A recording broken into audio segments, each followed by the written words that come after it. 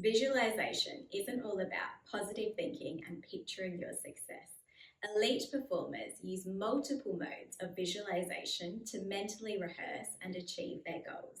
So today let's talk about the 5 modes of visualization that you might be missing. Grab your cup of tea and let's dive into it.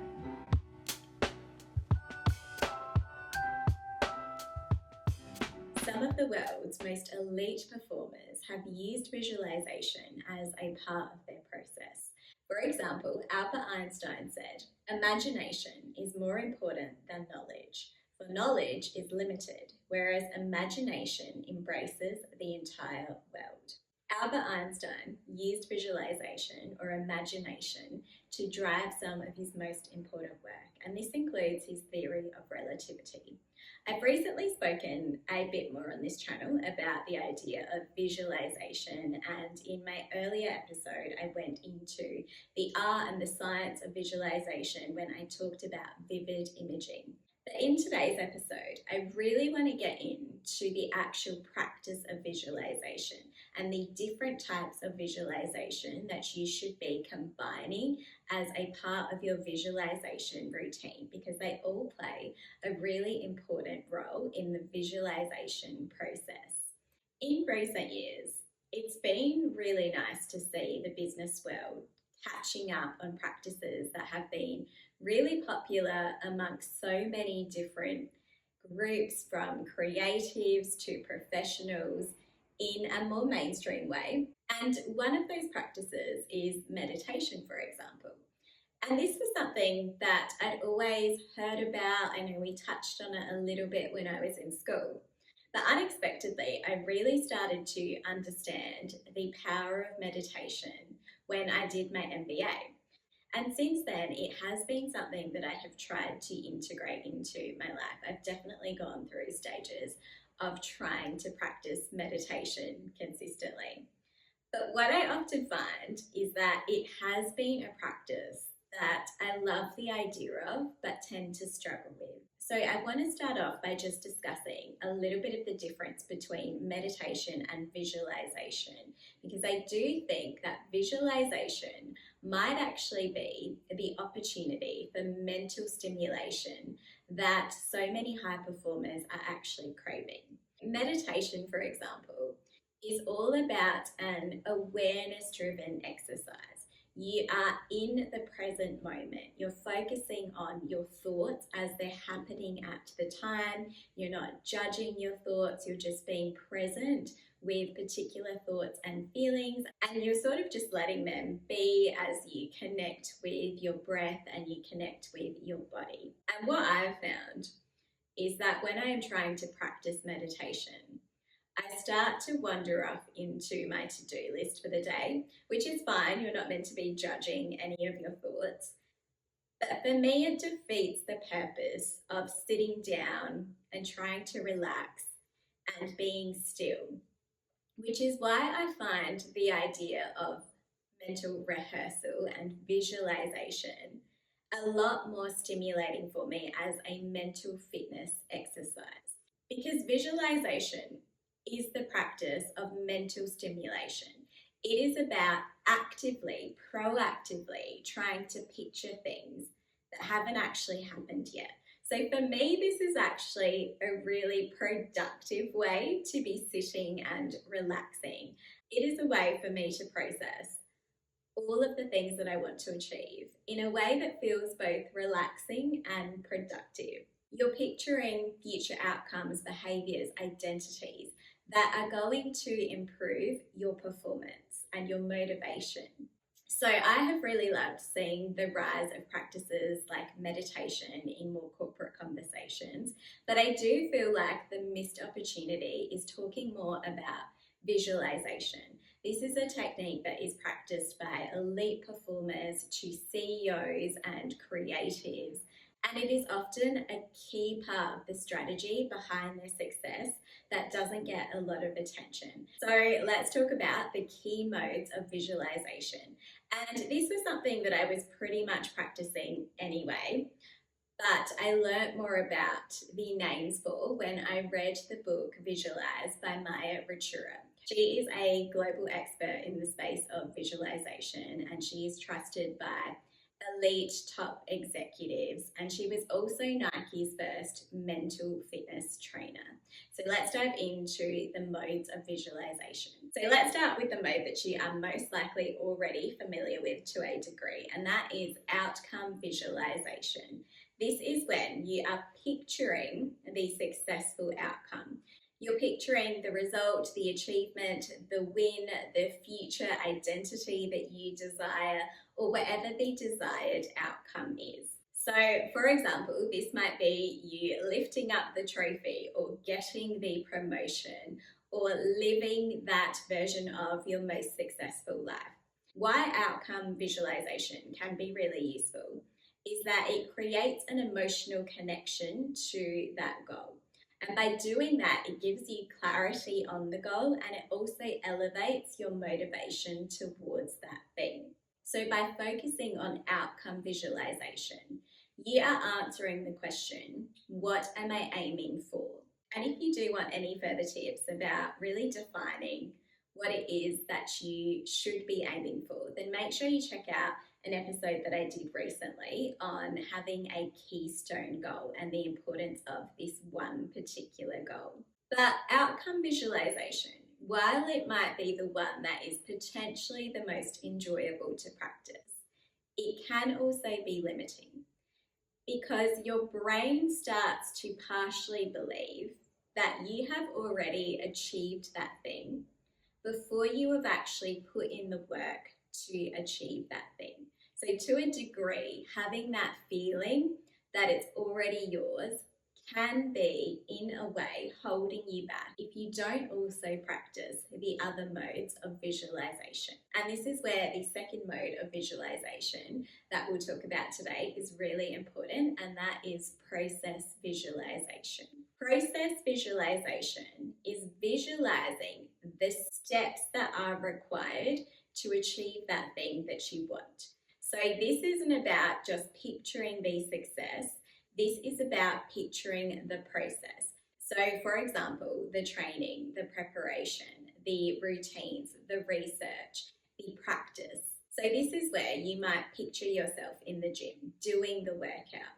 This is where you might picture yourself in the process of the interview, winning over the interview panel. This might be you picturing yourself studying calmly or working calmly, or this might be the process of you creating content. So process visualization becomes really important because it builds your actual performance. It builds your consistency, your emotional regulation, and your ability to actually execute on what it is that you want to achieve. It trains your nervous system to shift from purely fantasies into an action-orientated mindset. It answers the question, what do I need to do? Now, if you want more ideas on how to step into the highest performing version of yourself, then make sure you check out my earlier episode on creating an alter ego, because this is another often under-discussed strategy that a lot of elite performers use, and I've come to absolutely love this idea of creating an alter ego for achieving your goals. But remember, when you are practicing process visualization, you don't need to just rely on the steps that you know you need to take. You can actually also picture entirely new realities.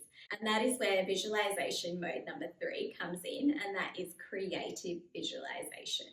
Creative visualization is where you are using your imagination to explore the possibilities.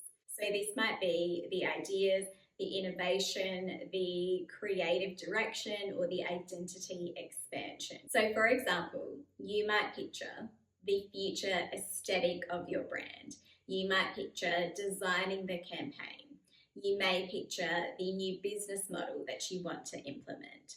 And this actually links back really nicely to an idea that was popularized by Walt Disney, which was the concept of Imagineering and using your visualization to build your innovation and your strategic imagination.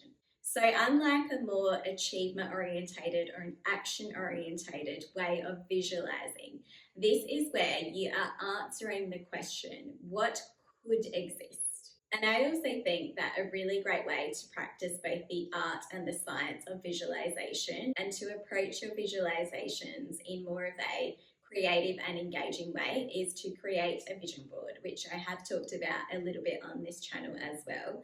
I did an episode about reimagining the vision boarding process and also an episode on vision boarding mistakes to avoid. But for now, let's dive into number 4, and that is negative visualization. The idea of negative visualization is quite a Stoic tradition.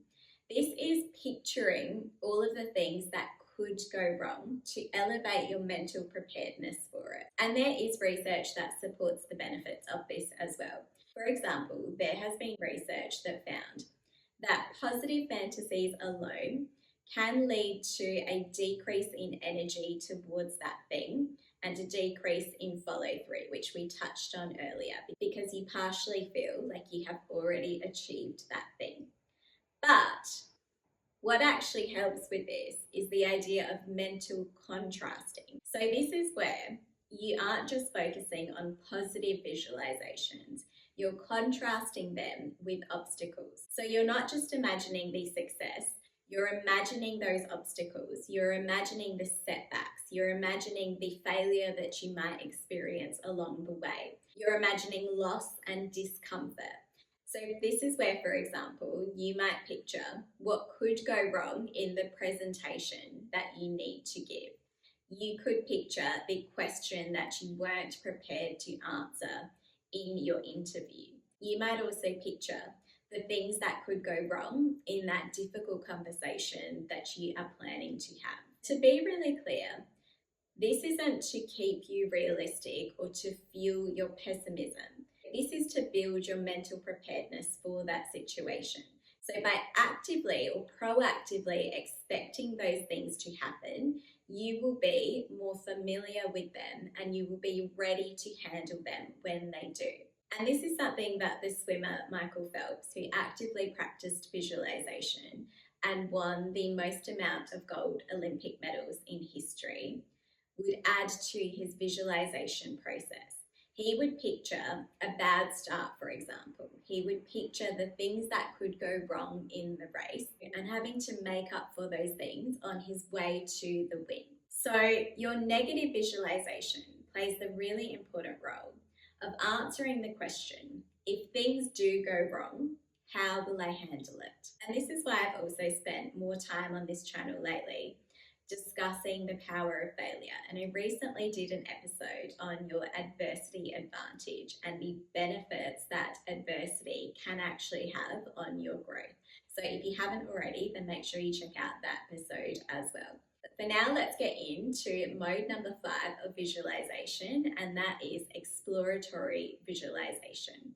And exploratory visualization is the mode that I think is probably the least discussed of all of the different forms of visualization, yet it has such a powerful role to play in your visualization process, because this allows you to explore multiple futures, to explore uncertainty and the need for adaptability, and to explore different scenarios. So instead of having the mindset that this is exactly how everything is going to work or play out, you are answering the question, what could happen and how would I respond?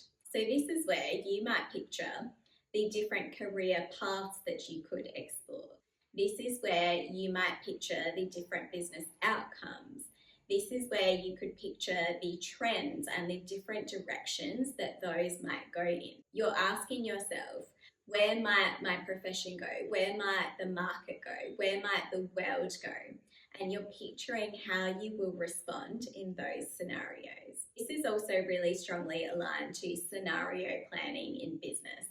You're asking yourself, where might this project go? You're understanding the potential trends and how you will respond. So make sure that you're combining the different practices of visualization to achieve the best outcomes. Thanks so much. For more on vivid imaging and the art and science of visualization, then check out my earlier episode on this topic, and I'll see you in the next episode.